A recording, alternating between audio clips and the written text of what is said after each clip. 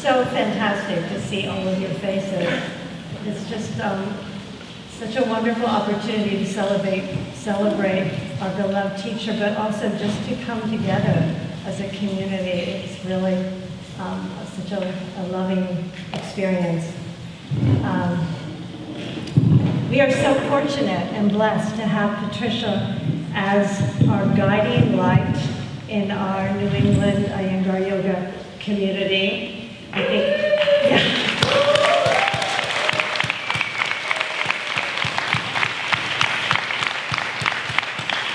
Probably each one of us have been touched and our lives deeply affected by Patricia in some way. And tonight we're going to hear from some of her friends and colleagues and students and family members. And I imagine we could tell some really good stories about this passionate and fiery and generous and extraordinary person and teacher, Patricia Walden.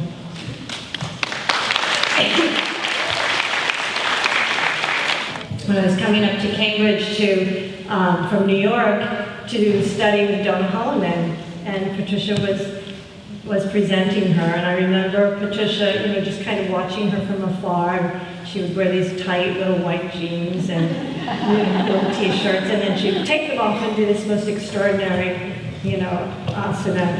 And but I didn't know her well. I never ever would have imagined at that time that she would become my beloved teacher, colleague, friend, and one of the people who has influenced me most in my life. You can't stop at everything with a digital. So it's a little nerve-wracking because she means so much to me. But I'll just tell you a little brief story about when I finally moved up here in 1994, and Patricia and Karen, Stefan, you are here somewhere. Where are you, Karen? She's here. Okay. Patricia and Karen graciously invited me to teach at their studio on Elm Street. Some of you remember that wonderful studio. And I can just remember the day that we were to meet at Karen's apartment. I didn't know Cambridge, I didn't know where I was going. There was a blizzard, of course, and rush hour traffic. And I was stuck in the blizzard in traffic, and I had a 3-year-old in my back seat who desperately had to go to the bathroom.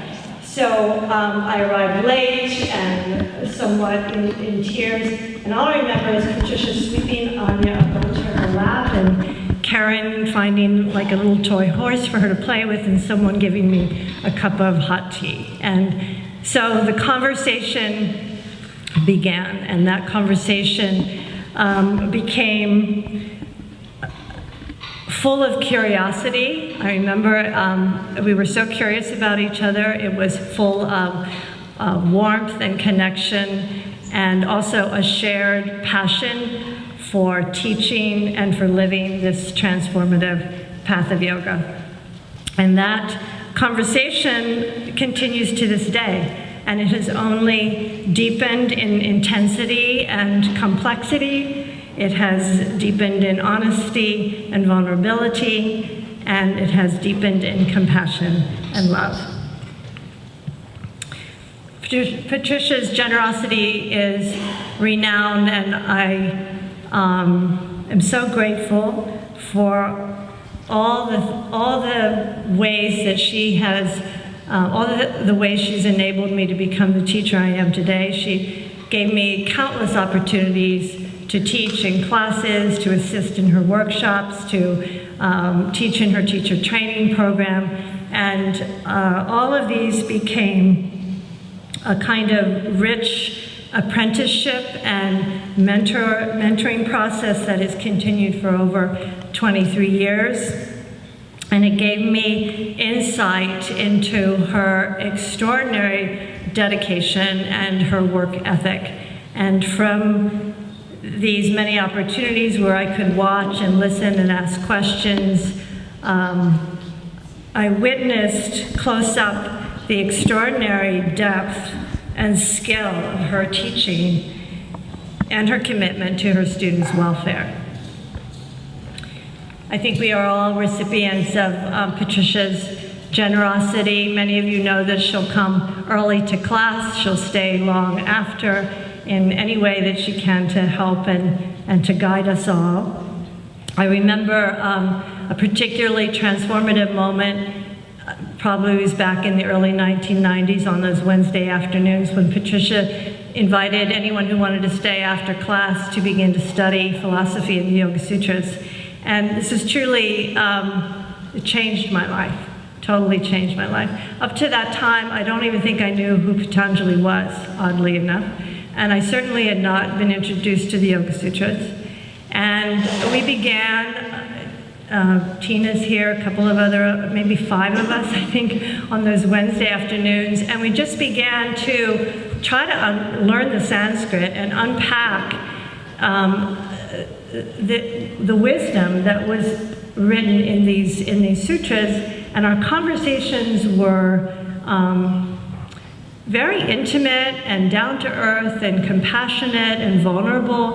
And from those early days, a foundation was laid, which continues to this day and has formed an ongoing community of seekers who get together and talk about philosophy and how to embody that wisdom and how to live it in our modern lives. And it was really from Patricia's leadership and initiative that this happened and that this has enriched our lives so very, very much. This is a gift to all of us. I think Patricia is what we call a teacher's teacher. And I am so grateful to have had you as my teacher for all these many years. Through these years of nearly daily conversations and relationships, Patricia has taught me many things, not just about yoga, not just about teaching, but also has modeled a way of living to reach one's highest potential as a woman in this culture, showing how to honor one's dharma with the highest moral and ethical standards, how to grow gracefully, lovingly, and fully into one's own skin, and has exemplified how to move fearlessly and passionately through all the various stages of a woman's life. With the path of yoga as a kind of North Star, Patricia has shown unswerving devotion and dedication to living fully many of life's roles, being a loyal and deeply devoted student of Guruji Iyengar, an unparalleled teacher of thousands of students and aspiring teachers, a national leader and luminary in the field of yoga, a loving sister, daughter, and life partner, and a generous and loyal friend. Many of you probably remember Patricia's demonstration at her 60th birthday, and then we saw those amazing demonstrations from all different eras. And her performances are always deeply affecting, often transforming us. And I think it is her personal connection to the divine that surfaces in these moments, and it just touches all of us so deeply. Yoga teaches that this connection is inherent in us, but it's our job and our work to uncover it, and then we have to find ways through our individual self to express it.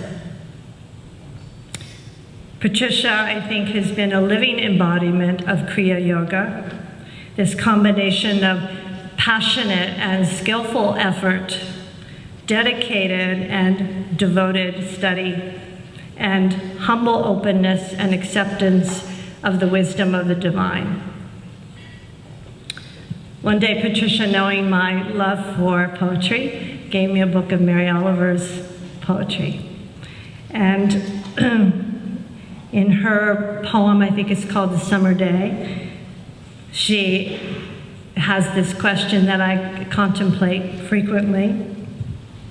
Tell me, what is it you plan to do with your one wild and precious life? And we celebrate you tonight, Patricia, for living both the question and the answer.